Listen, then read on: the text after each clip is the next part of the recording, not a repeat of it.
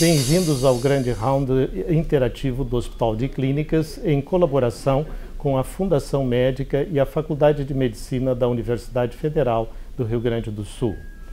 O objetivo do nosso encontro de hoje é estabelecer uma correlação entre o nosso Sistema Único de Saúde e o Sistema de Saúde da Inglaterra. Com esse objetivo, nós trouxemos para participar desse programa o Dr. Thomas John Scanlon, que é diretor de Saúde Pública da Brighton and Hove City Council e Research Associate of University College London.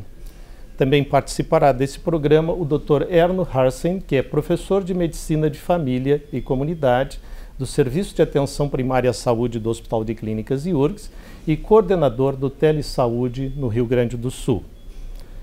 Nós vamos começar conversando com o Tom, inicialmente, e perguntar a ele quais foram as barreiras sociais, políticas, econômicas, como é que foi o histórico do desenvolvimento do sistema de saúde na Inglaterra?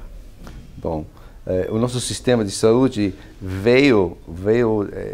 foi criado depois da Segunda Guerra Mundial. A ideia veio dos políticos, não veio da comunidade dos médicos. De verdade, os médicos eram contra a ideia no início. Agora são muito fortes para o nosso sistema, mas naquela época eram contra a ideia. Duas pessoas, William Beveridge, que era um liberal, e outro, Nye Bevan, que era uma pessoa muito da esquerda, era minheiro de verdade. Foi eles que criaram o nosso sistema. A ideia era de ter um sistema de saúde que o povo não tinha que pagar nada, que o dinheiro vinha da taxação. Não veio do emprego, vinha da taxação geral, que era universal para todos, e que a frase naquela época era do berço até o sepulcro. Muito interessante. Thomas, nós tivemos a oportunidade de conversar um pouquinho ontem, e eu fiquei com uma ideia preliminar, muito geral a respeito do sistema inglês, e entendi que tudo era sustentado na atividade do General Practitioner, que é o nosso médico de família, um médico generalista que tem uma boa visão do contexto epidemiológico. E ele ficaria dentro de uma estrutura que seriam os CCGs, que são os, vamos dizer assim, seriam os Clinical Commissioning Groups. Commissioning Groups, Clinical Commissioning Groups. Como é que toda essa estrutura funciona? Como a relação entre esses componentes acontece? E qual o papel do NICE na regulação desse sistema? Agora, o sistema de hoje é mais complicado do que era no início, de verdade. Mas o que permanece é a ideia de ter, como dizia, o General Practitioner. Todo mundo tem que ser um médico. O médico tem uma lista de pessoas no município dele. Normalmente 1.700 pessoas por cada médico. É ele que cuida das pessoas, é ele que faz referência nos hospitais se precisar de alguma coisa mais, um diagnóstico ou qualquer coisa. Para fazer isso, ele tem que combinar com o CCG. O CCG é a comissão, a Secretaria da Saúde daquela área. Tem 300 por país, mais ou menos. O CCG tem a bolsa, então é a CCG que compra os tratamentos que você vai precisar. O GP faz a referência, o CCG compra dos hospitais. Uhum. E o papel regulador do NICE em relação assim, custo-efetividade e nível de evidência, ele é eficiente e é respeitado? É respeitado, sim. Mas é complicado porque tem vários órgãos de qualidade que cuidam dos hospitais, dos GPs, do CCG também, para ter segurança que está funcionando bem. O NICE é o órgão dos medicamentos, dos tratamentos, que faz a literatura, que examina se diz cost effectiveness, se alguma coisa vale usar. Depois, o CCG e os hospitais têm que viver sobre essas regras, mais ou menos. Uhum.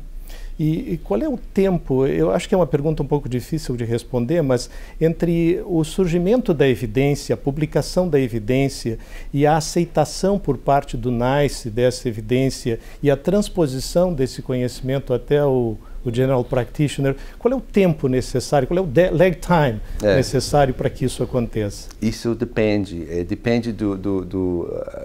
da força da evidência. A NICE pode, isso se chama, pode dar uma instrução muito forte, que de 6 meses tem que fazer isso. Outras vezes isso se chama guidelines, que é recomendações de como deve fazer, mas se chama TAG, é uma coisa, TEG, é muito mais forçado, tem que implementar durante 6 meses. Imediatamente, quase que imediatamente. Quase. Né?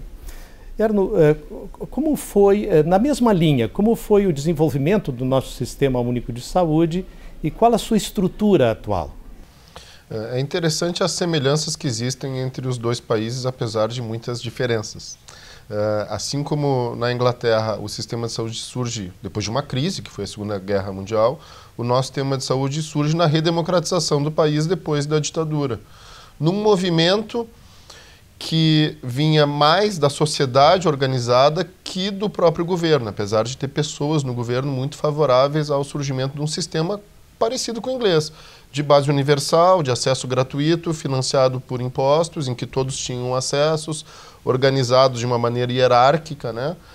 Ele surge na Constituição de 88, em seu regramento geral, e em 1990 tem uma lei que especifica o sistema. Mas a parte do financiamento federal só foi definida há pouquíssimos anos atrás, 2, 3 anos atrás, e de maneira contrária da ideia original. Então a gente sempre teve, ao longo desse período de 15, 16 anos, um subfinanciamento. O recurso público que é posto no nosso sistema de saúde é aproximadamente a metade do que o país de vocês coloca. A Inglaterra é cerca de 8% do PIB, eu imagino, 7, 8, não? Sim. E aqui o recurso público é em torno de 4%, de um PIB menor que o inglês, inclusive com uma renda per capita menor que a britânica. Houve período em que havia fusão entre o SUS e o sistema previdenciário? Ou isso nunca aconteceu? Na verdade, ele foi substituído, né?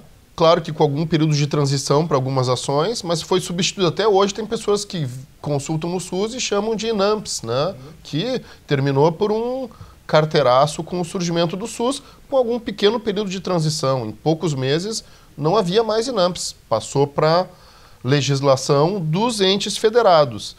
Diferente da Inglaterra, a gente tem um Ministério da Saúde que verticaliza algumas ações e decisões, mas a responsabilidade maior da saúde está nos municípios no Brasil. Não são 300 CCDs, são mais de 5 mil municípios, mais de 3 mil com menos de 10 mil habitantes e quase 3 mil com menos de 5 mil habitantes. Essa pulverização da gestão trouxe problemas enormes, fragiliza o gestor como um comprador de serviço, porque ele é muito frágil. Então ele não tem poder de negociação, de qualidade nem de custo. Ele fica à mercê de provedores de insumos, médicos, medicamentos, equipamentos, e inclusive à mercê de profissionais de saúde, porque pequenos municípios às vezes não conseguem atrair um médico e tem que subir o valor do salário para atrair alguém. Então, na natureza de democratizar a gestão de um sistema de saúde, se pulverizou a gestão. E é difícil reverter isso. Esse talvez seja o nosso maior problema hoje, um problema de gestão. Mas há muita semelhança entre os dois sistemas e a tua impressão é que poderia se evoluir no nosso sistema a semelhança do sistema inglês, dando mais poder de decisão ao General Practitioner. Principalmente apoiando as semelhanças positivas, né? Nós participamos juntos da conversa e o Tom relatou ontem para nós que esse conjunto de indicadores que tem todo um aspecto positivo de monitoramento e também de controle da ação do médico, do hospital, dos CCDs, dos entes que fazem parte do sistema, dos serviços de apoio diagnóstico e terapêutico, eles são bons para um controle, para uma garantia de qualidade, mas quando eles excedem um pouco o tamanho, e é essa crítica que tu nos fez um pouco ontem, começa a se colocar muito recurso no controle e não na prestação do serviço e se tolhe um pouco a autonomia dos serviços e dos profissionais, o que às vezes traz um certo desequilíbrio na melhor atenção médica. Mas nós vivemos um passo anterior. A gente tem pouquíssimo monitoramento das ações com base em indicadores de qualidade. Então a gente tem que avançar por um grupo de indicadores que tentasse preservar algum grau de autonomia, mas que fizesse com que os GPs aqui no Brasil, os médicos de família, tivessem um poder de ordenar o sistema, que é da natureza de um sistema inglês ou do nosso sistema do ponto de vista teórico. Se a ordenação do sistema não estiver na mão do médico que tem a lista dos pacientes, o sistema não funciona, ele fica travado. Então a gente poderia seguir a Inglaterra, mas talvez não com tanta sede ao pote do seu grau de controle. Então, seria meu aviso, exatamente isso. Então, qual é o percentual de cobertura em cada um dos CCDs? Qual o grau de cobertura sobre a população? Chega a ser 100%? Chega. Tem pessoal que não tem casa, que vive na rua. Por eles, normalmente tem um GP. Tem um sistema, quase 100%. Não é obrigatório, se alguém quiser de não ter qualquer cuidado, é possível fazer isso, mas na maioria dos lugares é quase 100%. E os indicadores, eles são respeitados também na sua totalidade? Existe alguma obrigatoriedade, alguma legislação, alguma regulação em relação aos indicadores? Ou simplesmente isso espontaneamente é acompanhado pelo GP e segue sempre a mesma... Os pagamentos seguem os indicadores. Então, nos hospitais, nos GPs, uma grande parte do pagamento é os indicadores. Então, vários indicadores de qualidade no GP e também qualidade nos hospitais. Normalmente é quanto tempo você está esperando para quando você chegar lá para receber um tratamento, esse tipo de qualidade. E o ressarcimento é dependente da avaliação desses indicadores. Sim. Então, esse aqui é outra coisa, porque os hospitais às vezes pensam só nos indicadores. Tem um monte de indicadores de qualidade, mas aqueles que não estão dentro do sistema, às vezes acontece que eles não têm essa contrastação da qualidade inteira, que é importante, não só os indicadores onde tem pagamento. Bom, eu gostaria de agradecer muito a presença do Dr. Thomas Jones Kaelon e da presença do Dr. Erno Harzen. É um assunto bastante complexo que nós tentamos resumir aqui em um período muito curto, mas mais motivacional. Quer dizer, nós gostaríamos que vocês ficassem à vontade para fazer perguntas pelo período de uma semana, tanto o Thomas como o Erno permanecerão à disposição para responder às suas perguntas e seus questionamentos. Eu sou Janis Fleck, em nome do Hospital de Clínicas, agradeço a atenção que foi dada a esse programa. Até a próxima oportunidade.